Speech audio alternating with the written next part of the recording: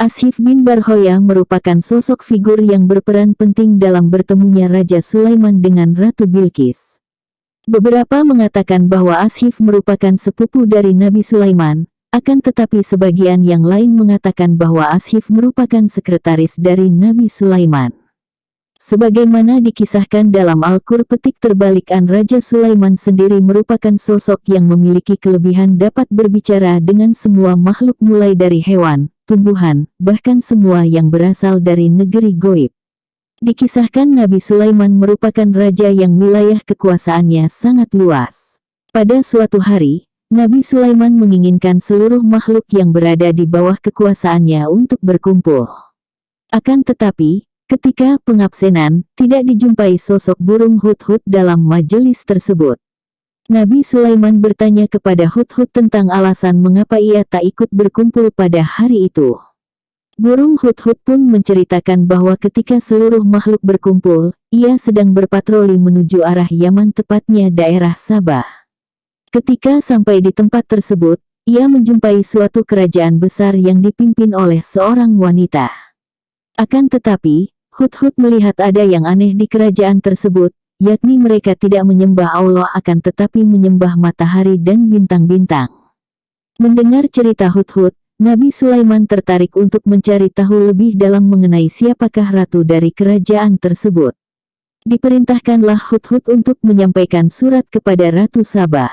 Setelah ratu membaca surat dari Nabi Sulaiman, Ratu Sabah terpancing untuk mendatangi kerajaan Nabi Sulaiman. Keesokan harinya Ratu Sabah memerintahkan prajurit dan pasukannya untuk bersiap-siap menuju kerajaan Nabi Sulaiman.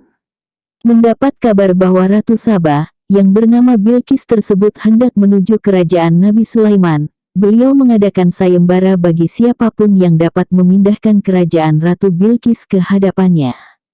Kemudian, Jin Ifrit menawarkan kepada Nabi Sulaiman dan menyatakan bahwa ia dapat memindahkan kerajaan Ratu Bilqis dengan hanya waktu dari Nabi Sulaiman duduk hingga sebelum Nabi Sulaiman berdiri dengan sempurna.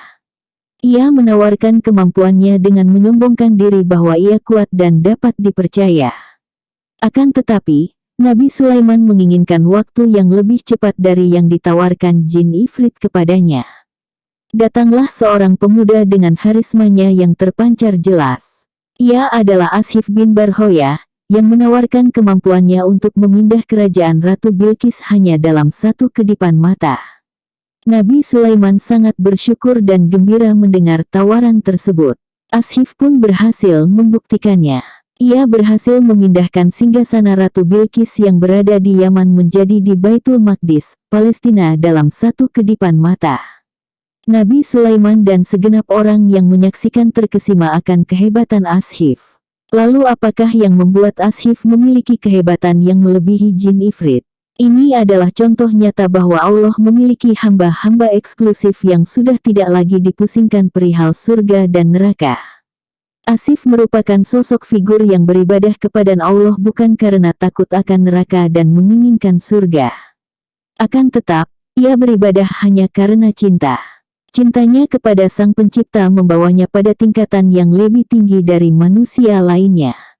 Ashif bukan seorang ilmuwan, akan tetapi ia adalah seorang ahli tasawuf yang mengamalkan banyak tarekat.